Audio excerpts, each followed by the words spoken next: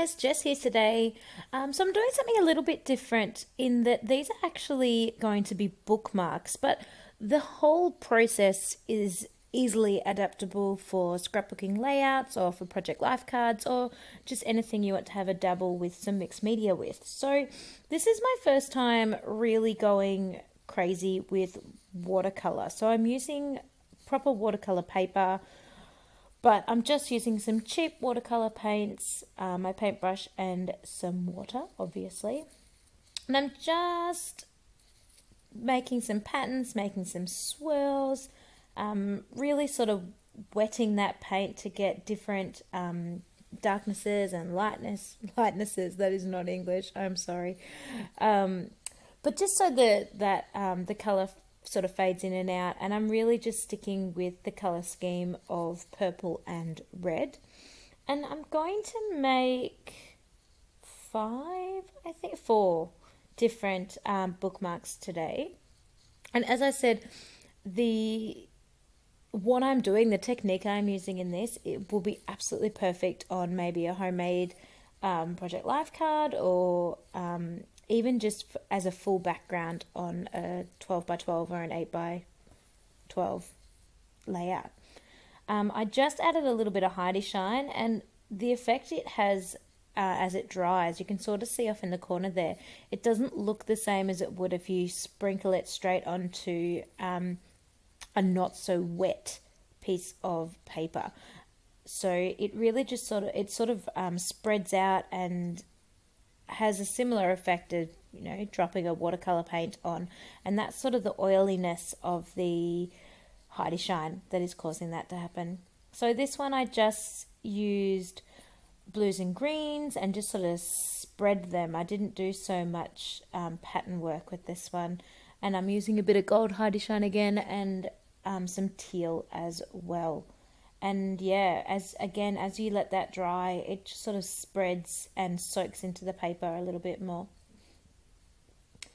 This one I think I'm going to be doing reds and oranges and yellows, some like a sun, and I think that's the whole point in my brain of the swirl.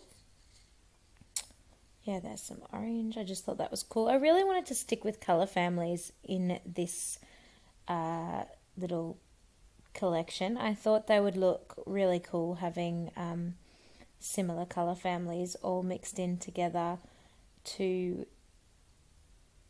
I don't know what I'm trying to say, why I only stuck with colour families. I just did. I think I thought it might suit Katie better because obviously these are a gift for Katie. I didn't think she would be hugely keen on like bright rainbow coloured ones as much as she would rather have these tonally similar colour scheme type ones. And they just look really, really cool. I found that the more water I added and the more I was able to sort of blend the colours together, the better I thought it looked. And I just went to town with the gold Heidi Shine. Every single one got gold Heidi Shine because I liked it. I started running out of ideas of what colours to put together. As you can see, the palette's quite small. I don't have a huge amount of options without repeating myself. So this one I decided I'd go for a little bit more of a galaxy type look. And so I've got the blue and the purple, so the cool colours back again. And I was really happy with the way all four of these came out. I thought they looked really, really cool. And after they dry, I then do a little bit more to add a little bit more detail with some doodling as well. So I was really happy with how these looked. Bit of Heidi Shine again, splish, splash, splosh. And then in just a sec, we're going to cut back to them and they're all dry.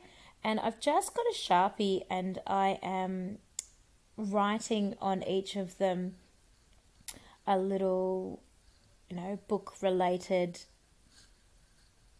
quirky little comment, I suppose, or saying. If you are going to do this at home, the only thing I found was because of the oiliness of the Heidi Shine, the Sharpie didn't really write very well. It started to really fade and get the oil on the tip of the pen, and that was starting to make me grumpy. So I ended up getting a thicker, more permanent marker, and instead of having, which it looks really cool in the video, so I probably shouldn't have done that, but instead of having all the really fine details, I end up just going over it with a really thick marker, because by the time I got to the bottom of this little saying, the book is always better, it wasn't writing anymore, and I'm like, I've got 3 more of these to go, this is going to be really frustrating. So yeah, I got a thick marker and just went over it with a thick marker instead. So I think I labelled these with the book is always better, fell asleep here, just one more chapter. I can't remember the last one, so I'll have to wait until the close-up photos. But yeah, they looked really cool. They're a little bit hard to read on one of them, maybe this one, which looks fine in the video. One of them I thought the watercolor paints was a little bit dark, so it was a little bit hard to read, but I was really happy with the way they turned out.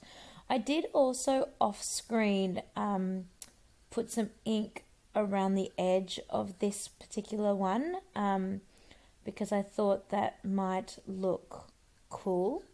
But then I decided I didn't like it, so I didn't do that to any of the others. There you can see I've got ink around the edge on that one. And now I've just got a gold sort of highlight ink pen, and I'm just adding some gold onto the words as well, because the writing just wasn't as clear as I wanted it to be, and it was hard to read, and I thought the gold would really accentuate and highlight what the words say. So here they all are. Fell asleep here, and the book is always better. And I just really loved the way these turned out, so hopefully this technique you might be able to give a go yourself on maybe some Project Life cards or a background, and hopefully you like it.